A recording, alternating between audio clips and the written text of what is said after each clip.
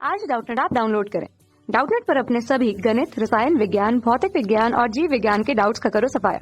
बस प्रश्न की फोटो खींचो, एक ही प्रश्न को क्रॉप करो और तुरंत वीडियो सोल्यूशन पाओ। अभी डाउनलोड करें।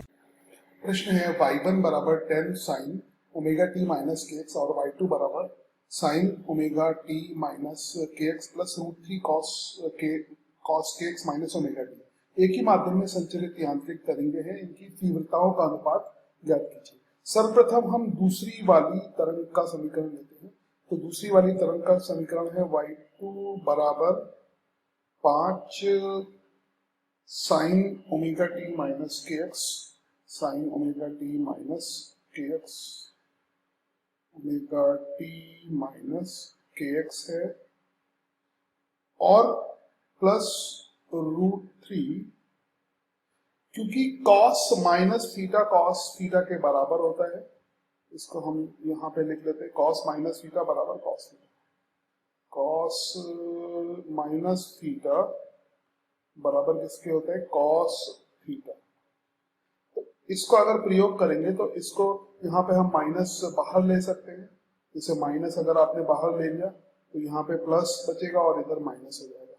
तो इसको हम लिख सकते हैं रूट 3 कॉस ओमेगा टी, हमने माइनस बाहर ले लिया, ब्रैकेट लगाते हैं minus cos omega t minus k x omega t minus k x. अब कॉस माइनस थीटा बराबर कॉस थीटा होता है, तो इसकी जगह हम cos omega t minus k x भी लिख सकते हैं। Cos omega t minus k x भी लिख सकते हैं, तो यहीं पर लिख देते तो एक पद यहाँ पे बच जाएगा। ये हो जाएगा cos omega t minus k x. अब क्या हुआ कि पहला वाला पद और दूसरा वाला पद एक जैसे हो गए, मतलब ये वाला पद omega t minus k x और ये भी omega t minus k x है। अब इनको एक ही प्रकार का भी करना है।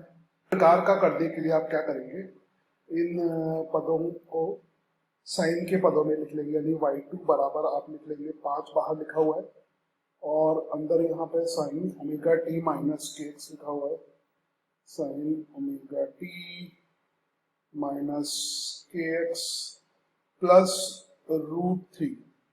यहाँ पर इसको साइन 90 प्लस थीटा लिख लेंगे। Sine 90 plus theta cos theta होता है, तो इसको हम लिख लेंगे sine pi by 2 plus omega t minus k x. अब इन दोनों का यदि हम कलांतर ज्ञात करेंगे, omega t minus k x और इस वाले का, तो ये कलांतर अगर इन दोनों कलाओं को घटाएंगे तो omega t minus k x निरस्त हो जाएगा, तो इनके बीच में कलांतर कितना आएगा? पाई बाय 2। तो इस कलांतर को ध्यान रखते हुए इस 5 को, जो बाहर 5 लिखा हुआ है, उसको आप अंदर भेज देंगे, यहाँ पर 5 हो जाएगा और यहाँ पर 5 रूट 3 हो जाएगा। तो ये दो तरंगे हो गई जिनको फेसर की विधि से अध्यारोपित करेंगे। तो पहली तरंग का जो आयाम है वो 5 के बराबर है और दूसरी तरंग का जो आयाम है वो 5 रूट 3 है, और दोनों के बीच में जो कलांतर है वो कितना है? पाई बटे 2 का। तो ये कलांतर इनके बीच में पाई बटे 2 का। तो इस तरंग का, इस अध्यारोपित जो तरंग आएगी, उस अध्यारोपित तरंग का जो रूप होगा वो कुछ इस तरह से होगा। ए साइन का ही रूप होगा, ओमेगा टी धन कुछ उसका फेस होगा अल्फा। इसके अल्फा फेस से फिलहाल हमें मतलब नहीं है, हमें इसके यहाँ पर इससे मतलब है, क्योंकि इस प्रश्न में हमें दोनों तीव्रताओं का अनुपात निकालना है और तीव्रताएं आयाम के वर्ग के समानुपाती होती है। तो पहले तो हम यहाँ पे आयाम निकाल लें। यहाँ पर हम ये जो विधि है फेसर की विधि, उससे हम इसका आयाम ज्ञात कर लेंगे। तो इसका आयाम आ जाएगा 5 का वर्ग, यानी आयाम का जो वर्ग होगा वो 5 का वर्ग हो जाएगा और धन 5 रूट 3 का वर्ग हो जाएगा। तो 5 रूट 3 का वर्ग हो जाएगा।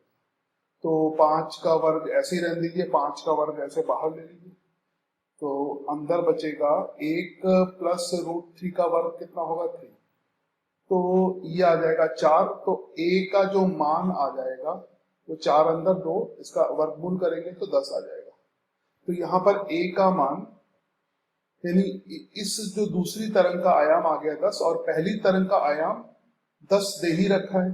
तो तीव्रताओं का जो अनुपात होता है वो तीव्रता आयाम के वर्ग के समानुपाती होती है ए।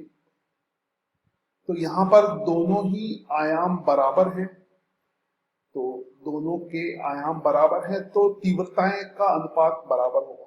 यानी हम इसको लिख सकते हैं कि पहले तरंग की तीव्रता और दूसरी तरंग की तीव्रता का अनुपात, पहली तरंग की जो आयाम है वो 10 के बराबर है, तो 10 का वर्ग और 10 का वर्ग दोनों ही स्थिति में आ जाएगा।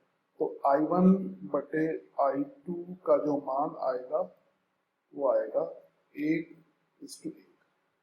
तो ये अंतिम उत्तर हो गया। कक्षा 6 से 12वीं से लेकर नीट, IIT, JEE वो एडवांस के लेवल तक 1 करोड़ से ज्यादा छात्रों का भरोसा।